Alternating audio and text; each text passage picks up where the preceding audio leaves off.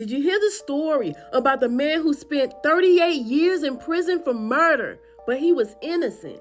And everybody knew it. In 1986, 21-year-old Diane Sindel was raped, beaten, and mutilated after her car ran out of gas and she had to walk home after working a shift at a bar in England. When police found her body, they said that her injuries were the worst they had ever seen on anybody outside of a road traffic accident.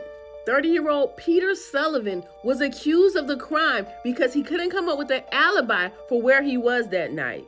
Under police pressure, he first admitted to the crime and then later said that no, he was actually innocent. Psychologists who examined him during the trial stated that he had limited intellectual capacity, but despite this, he was still convicted of the murder of Diane Sindel and sentenced to life in prison. As the years rolled by, RASA, a special charity for victims of sexual violence, was set up to honor Diane Sindel.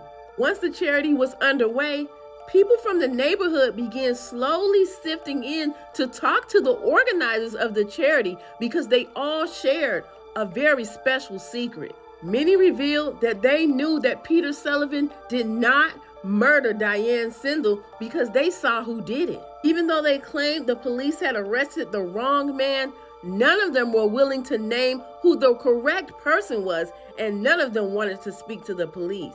Without any concrete leads to present to the police, the organizers of the charity couldn't do anything. After serving the minimum prison sentence of 16 years, Peter Sullivan was finally up for parole. But when he went to speak to the parole board and they asked him if he had remorse for his crime, he just declared that he didn't do it. So they sent him back to jail. For the next 23 years, every time Peter was up for parole, they asked him the same question and he maintained that he was innocent. Even though he knew that admitting that he was guilty would help set him free, he refused to lie. After nearly 4 decades in prison and being rejected by the parole board each time, he received a notice that new DNA evidence in the case had cleared him, that he couldn't possibly have been the killer, and he was eligible to be released immediately. At the age of 68, Peter Sullivan had spent 38 years in prison and had carried the weight of being known as one of the biggest monsters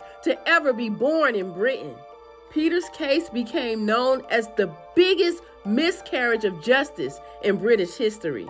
And now that we know that Peter was truly innocent, we also know that the real killer is still out there.